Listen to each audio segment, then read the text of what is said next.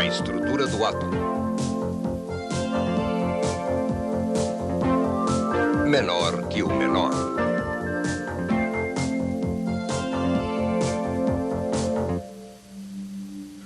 Poucos dentre os pioneiros na pesquisa do átomo estavam verdadeiramente em busca da menor de todas as coisas. No entanto, 25 séculos de curiosidade sobre a natureza básica da matéria gradualmente produziram um mosaico de ideias acadêmicas e observações que levou ao trabalho deste homem, o químico inglês John Dalton. Dalton casualmente saiu pela porta dos fundos, que o levou à sua teoria química atômica. Ele estava, na verdade, procurando uma resposta ao porquê da água absorver mais um tipo de gás do que outro. Ele julgava que quando a água absorve um gás, as partículas do gás deviam penetrar nos espaços ou poros existentes entre as partículas da água. Mas por que a água absorve mais um tipo de gás do que outro? Dalton pensou que algumas partículas de gás fossem mais leves. Portanto, relativamente poucas penetrariam entre as partículas da água. Enquanto que com outro tipo de gás, com partículas mais pesadas, maior número de partículas mergulhariam entre os poros da água. As teorias de Dalton subentendiam que a matéria era feita de partículas individuais com espaços entre elas. Dalton concluiu que os elementos da matéria consistiam de tipos característicos de partículas. As partículas ou átomos de um elemento são idênticos entre si. Os átomos são indivisíveis. Há tantos tipos de átomos quanto o número de elementos. Os átomos de um elemento não podem ser transformados em átomos de outro elemento. Os átomos em uma reação química não são nem criados nem destruídos, são apenas reorganizados.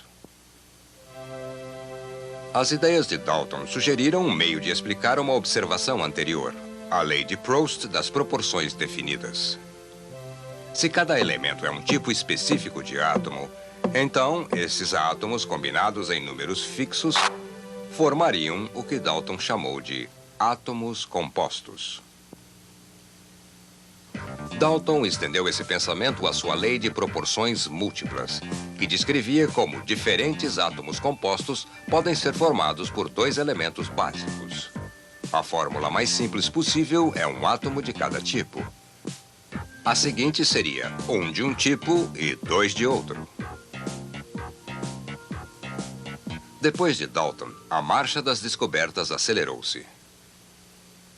Michael Faraday usou a eletricidade para decompor a água em hidrogênio e oxigênio. Ele julgou que a eletricidade era a força do infinito que mantinha os compostos unidos. Faraday não concordava com as teorias de Dalton sobre os átomos. Mesmo assim, ele tinha descoberto a cola que unia os átomos de Dalton. Em outra experiência, Faraday começou com um dispositivo gerador de centelhas, ao qual ligou um tubo de vidro. Quando ele retirou parcialmente o ar do tubo, ele viu fluxos de luz rosa correndo de um terminal para outro. Com o passar dos anos, as técnicas de redução da pressão no tubo de descarga foram aperfeiçoadas. O padrão da luz no tubo mudou com a redução da pressão, até que, finalmente, num vácuo de ar, um tímido brilho verde iluminou o tubo. William Crookes projetou tubos de vácuo mais complexos e demonstrou que o que quer que causasse o brilho parecia fluir do cátodo ou terminal negativo. Interrompendo esse fluxo do cátodo, ele demonstrou que ele corria em linha reta. O fluxo também causava aumento na temperatura dos objetos em seu caminho e também produzia uma força mecânica, uma compressão. Crookes deduziu que estes chamados raios catódicos eram, na realidade, uma corrente de partículas. Em 1897, J.J. Thomson projetou um tubo de raios catódicos especializado. Uma partícula de raio catódico deixa o cátodo e viaja entre diafragmas carregados para focalizar o raio numa linha reta para chocar-se com uma tela fluorescente. Placas carregadas de ambos os lados do tubo podem defletir o raio catódico em direção à placa positiva, o que convenceu Thomson de que os raios catódicos compunham-se de partículas negativamente carregadas. Eletroímãs também podiam desviar os raios catódicos. Ao balancear a deflexão causada pelo campo magnético com aquela causada pelo campo elétrico, ele foi capaz de calcular a proporção da carga de massa da partícula.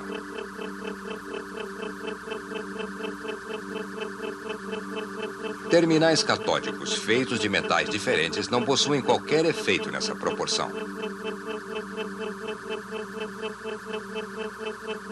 E nem traços de gases diferentes no quase-vácuo.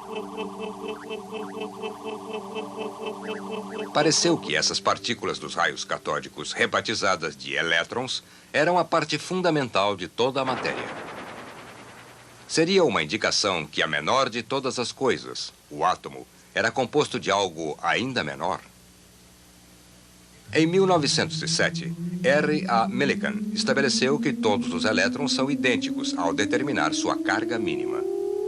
Millikan utilizou gotículas microscópicas de óleo caindo de um furo de alfinete. Ele calculou o grau de queda devido apenas à gravidade. Depois, aplicou uma carga não elétrica a placas acima e abaixo da gotícula. O campo elétrico resultante influenciaria o grau de queda porque a gotícula de óleo contém uma carga. Uma forma de mudar a carga da gotícula de óleo é passar raio-x entre as placas, liberando elétrons.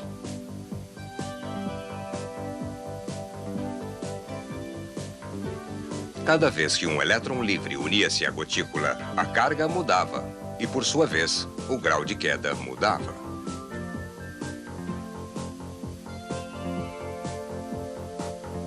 Depois de milhares de experiências, Millikan descobriu o menor grau de mudança possível e decidiu que ele representava a mudança de um simples elétron.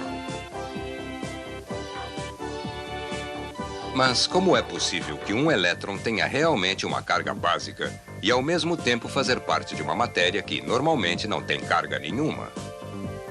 Um modelo de átomo que inclua os elétrons precisa de alguma forma neutralizá-los. J.J. Thomson forneceu o primeiro de tais modelos, o que era chamado de modelo bolo de passas do átomo.